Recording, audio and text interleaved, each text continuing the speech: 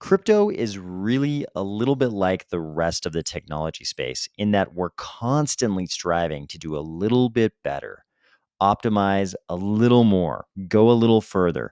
Some blockchains like Bitcoin, seemingly frozen in time, are an exception to this, but the ecosystems in the Gen 3 blockchain race, like Cardano, seem to be constantly trying to one up each other. Don't get me wrong here. I think most of us wouldn't have it any other way. We all understand that competition breeds progress, and intense competition feeds the fires of true innovation. But this relentless quest for optimization, it can go wrong. You can choose to make the wrong trade offs. You can optimize one thing, but accidentally sacrifice something more important that creates an unpredictable chilling effect on the long term growth of your blockchain. These are high risk games, ladies and gentlemen. Ready? Let's go.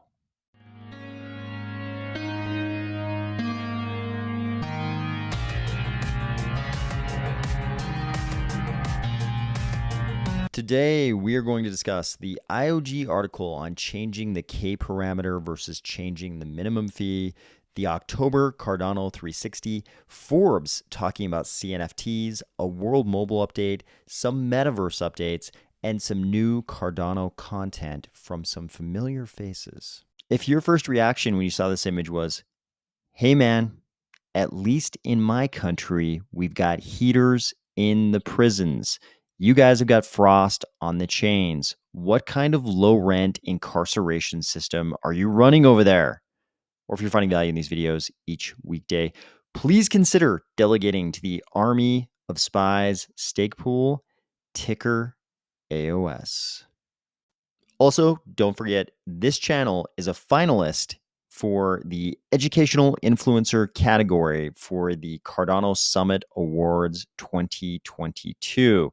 If you go to the link, that's the first link in the description box below this video, just click on that link, come over here, and if you like these videos, click on the Educational Influencer category, come over here to Army of Spies, connect your wallet, and vote. I would appreciate it very, very much.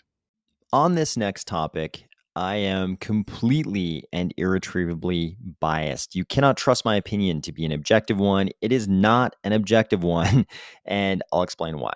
This is an article from IOG around the K and min fee parameters that relate to stake pools and delegation in Cardano. So, what are K and min fee?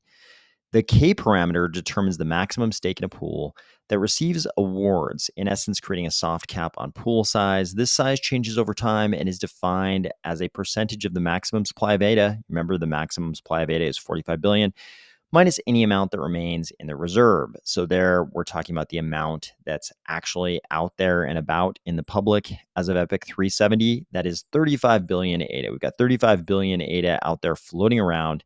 And when you divide that by the K parameter, which is currently set at 500, you can see here as of October 2022, the value of K is 500. When you do that division, you get a soft cap of 70 million. This is an amount we call the saturation point for our stake pools. If the delegation in a stake pool goes above the 70 million, and if the markets are efficient and delegators are being logical, Adam Smith's hidden hand will come along and guide those delegators to remove their delegation, delegate somewhere else so they can get better rewards. Because once a pool goes beyond that saturation point, the rewards to the delegators of that pool start to diminish. So the hidden hand will largely, generally keep the size of stake pools under that 70 million saturation point. So previously, IOG had suggested that this value could be safely raised to 1,000, but ultimately any final decision was postponed due to three factors. Surveying the community did not give a conclusive result. There was an IOG operational focus on delivering Vassal capability, and there was a possibly disruptive effect on ADA users delegating to pools near the current saturation level, so proper planning and communication was required. I would love for K to move to 1,000. Why? because if we take this number 35 billion and divide it by 1,000 instead of 500, we come to a value of 35 million instead of 70 million. If we move to 35 million, it will be much easier for the Army of Spies stake pool to achieve saturation. Once we achieve saturation, I could start promoting other stake pools, which is something I would love to do. I would love to promote other stake pools to contribute some tiny bit to the decentralization of the Cardano blockchain. I would love to do that. I would love to have all kinds of other stake pools advertising on this channel because we're already at saturation. We can get there a lot faster if saturation is cut in half. If we have a K of 1,000 instead of a K of 500, that would be a great result for me. But not everybody has the same goals.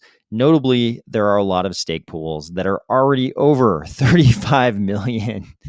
And of course, they're going to have a different reaction to K equaling 1,000 and them suddenly being saturated, as predicted in this section down here, where IOG talks about the 3 approaches to changing K and what would happen under each of those approaches. So, of course, they have the pros. If we change K to 1,000 and saturation is 35 million instead of 70 million, this may drive significant redelegation from the largest pools, creating opportunity for mid-sized pools. So what could happen is all of the pools that are above 35 million, people are going to have to pull out of those pools and redelegate somewhere. So in the cons, they identify one of the places where they're going to redelegate. They say doubling the value of K to 1,000 may simply lead to operators doubling the number of pools they run. So a lot of pool operators, especially the ones that are already multiple pool operators, they're just going to double the number of pools. If they've got 3 pools currently, they're going to have 6. If they have 5, they're going to have 10. And a lot of avowed single pool operators, people who vowed to remain single pool operators, some of them are suddenly going to say, hey, I vowed to be a single pool operator when the saturation point was 64 million. Now it's 70 million, but I never agreed to limiting myself to 35 million. So even though I said I was going to be a single pool operator before, now I'm going to have 2 pools. We're going to see that also. We'll see some people who will say, hey, I promise to be a single pool operator. That holds true whether the saturation point is 35 million or 70 million. Those people will exist, but so will the people who suddenly decide they are no longer single pool operators. So some of this redelegation will just go to the same pool operators. It'll just go to their other new pools. That'll happen, but some of the redelegation will go to completely different pools. And I think that would be a great thing. So that's if we go to 1,000 immediately. We could also gradually go to 1,000. Gradually going to 1,000 has its own pros and cons. We could also not change anything at all and just stay at a K value of 500. In the case of staying at the K value of 500, we could also change the min fee instead. So what is the min fee? Pools are compensated in 2 ways. A fixed fee, which is a flat amount taken if any blocks are produced, and a variable fee, which is a percentage of the total rewards paid to a pool. So this fixed fee currently has a minimum that is hard-coded into the system that is 340 ADA per epoch where the pool has produced any blocks. So smaller pools for a long time have complained this creates a disproportionate fee to those smaller pools if they mint any blocks. And they say, of course, we need to be competitive with the larger pools. If we're not, we can never get out of that small size where the min fee is not disproportionate to our size. So because the min fee is 340, if they mint a block, all of a sudden the operator gets 340 ADA out of the reward for that block, which is too much. The delegators notice and they leave and they go to a larger pool where that 340 ADA min fee is shared among more other users. So it's less detrimental to the individual delegator. This all makes sense. So the cry of the small pool operators, of course, they're saying what's smart in their position. They're saying, hey, why don't we change the min fee to zero, have a free market approach to this, and people can make their fixed fee whatever they want it to be, and they can make their margin whatever they want it to be. Let's just do this the free market way. So we've got these three approaches to changing the min fee. We can set min fee to zero. We can set min fee to some intermediate value, or we could just leave min fee as is at that 340 ADA per epoch. So, one of the big problems that's always been identified with this reducing min fee strategy is this. Min fees act as an additional layer of protection against Sybil attacks, which are defined in this article as an attempt to take over the network by creating large numbers of zero fee pools. Abolishing or lowering these minimum fees would remove this protective layer and could leave Cardano more open to certain forms of economic attack. IOG analysis of staking behavior and redelegation suggests that this concern may be a more theoretical issue now rather than a practical one. Cardano has passed the point where enough delegation is moving around to execute an effective attack in a period less than several years. More recently, though, and the thing that concerns me maybe the most, is that some people have identified this. If you're allowed to have zero fee pools, maybe research indicates that Sybil attacks aren't as big a concern now. But here's what might be a concern. If you can have zero fee pools, that's going to be very attractive for delegators.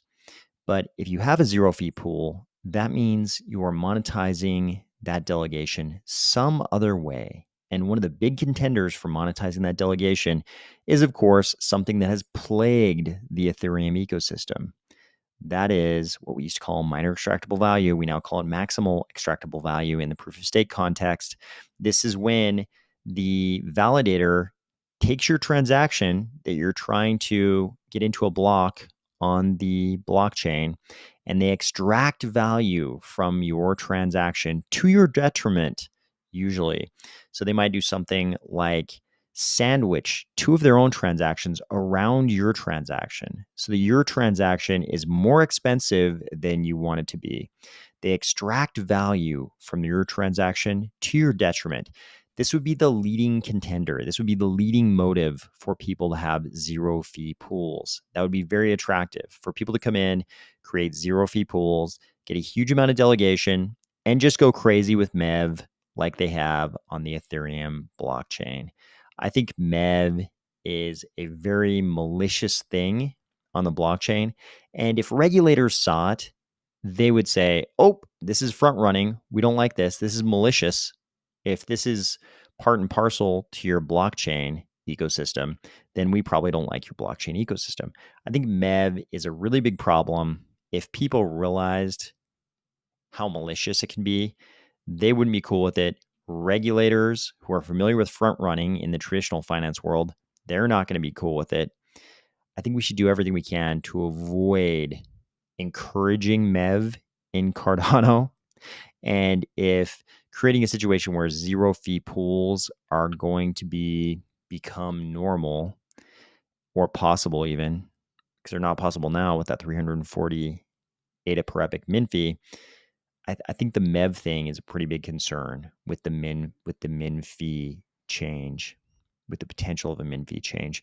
I definitely sympathize with small pools, and I understand how the min fee makes it very difficult for small pools, but I'm pretty afraid of this possibility of zero fee pools that only exist for the purpose of maximal extractable value.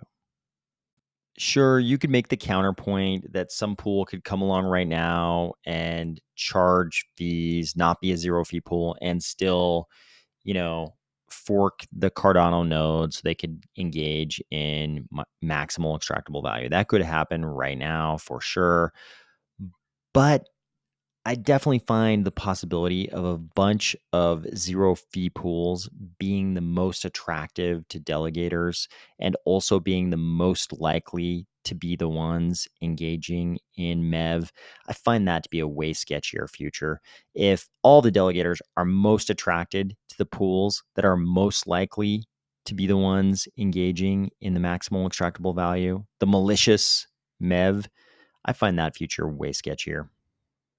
We also recently got the October Cardano 360. This was a full Triple H plus others, just the way I like them. Kevin Hammond started us off with a post-Vossel performance report. D Quadrant is showing a 75% transaction fee reduction and a 90% reduction in transaction sizes.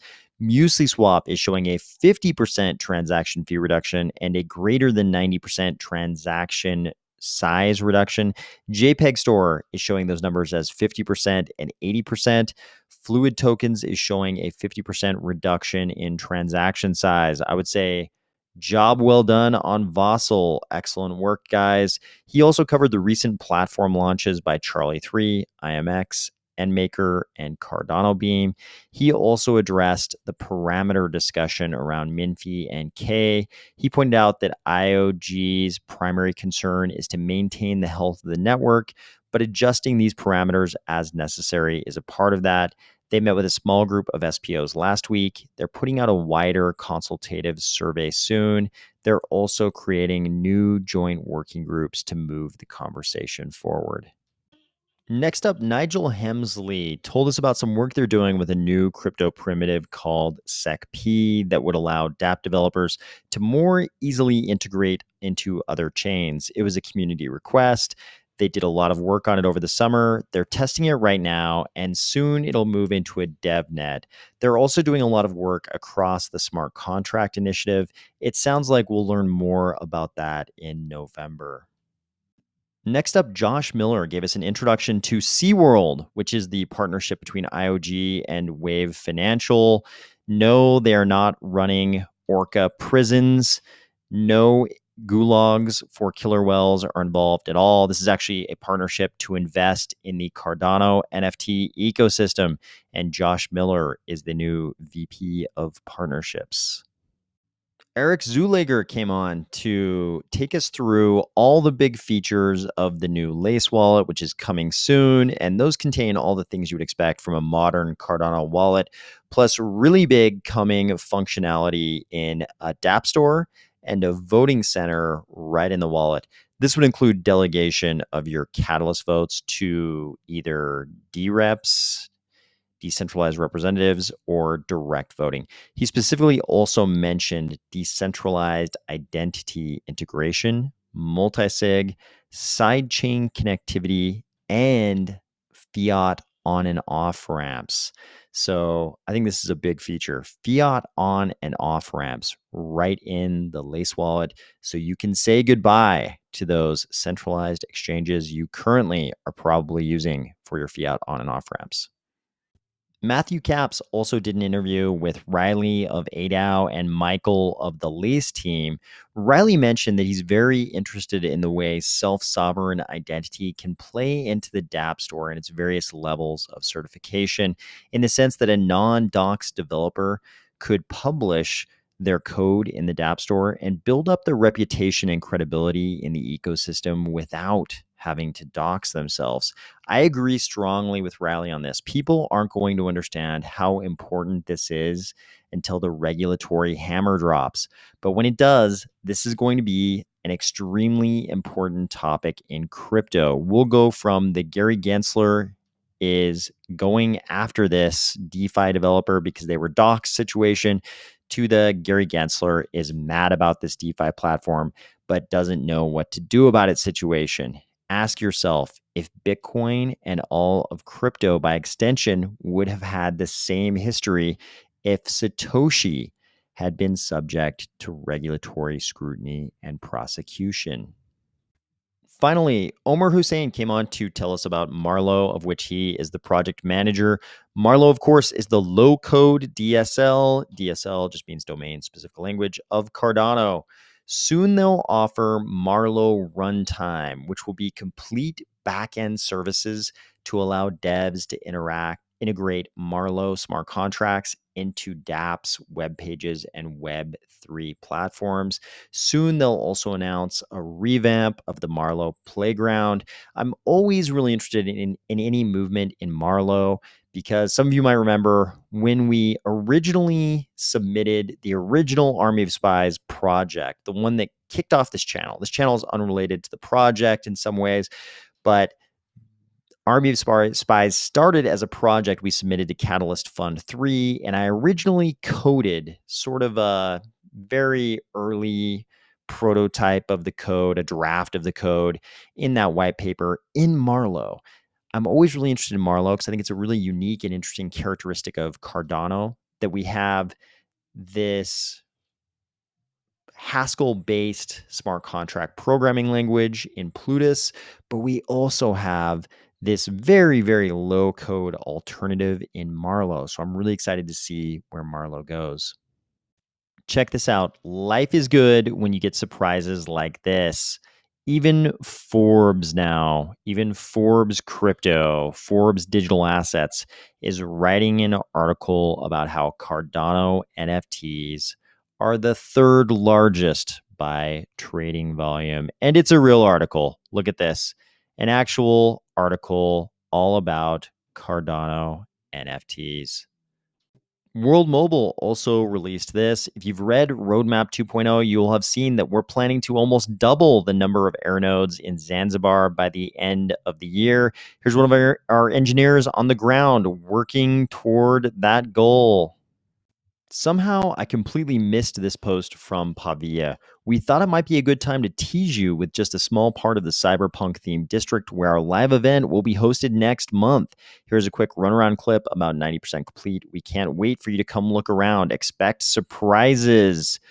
Give me a cyberpunk themed Cardano metaverse, and I will probably be pretty happy. If it's fun, I'll be even happier.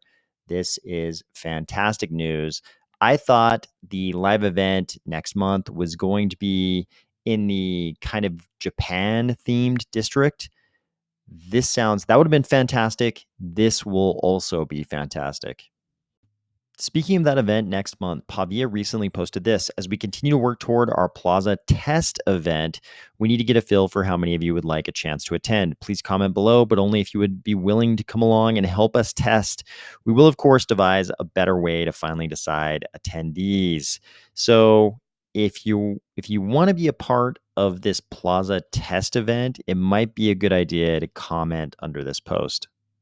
More metaverse news. Cornucopias says we are happy to announce the first ever BSC to Cardano bridge is now live in partnership with Chainport. You guys know I'm always hyper concerned about the security of these bridges because bridges have been exploited in the past. But this is very notable. The first ever BSC to Cardano bridge is now live. Finally, it looks like we're getting some new Cardano content from some familiar faces. We are getting the This Week in Cardano thread every Sunday from Laura and Sooraj. I love their content, so I'm super excited about this. Looks like every Sunday we'll be getting this great thread, giving us a summary of the major events in the Cardano ecosystem for the past week. I'm excited to read this every Sunday. But I might be even more excited for this. Under that same post, Sooraj made this comment. In a couple of weeks, I'm starting a podcast under the same banner with Laura. So there's going to be a Laura and Sooraj podcast called This Week in Cardano. I always love the content they put out, so I'm super excited for this. I hope you had a great Halloween if that's a holiday you celebrate. I hope you are now under the effects of all of that brain chemistry where the chocolate provides you with tyrosine, which is a precursor to dopamine. And I'll talk to you tomorrow.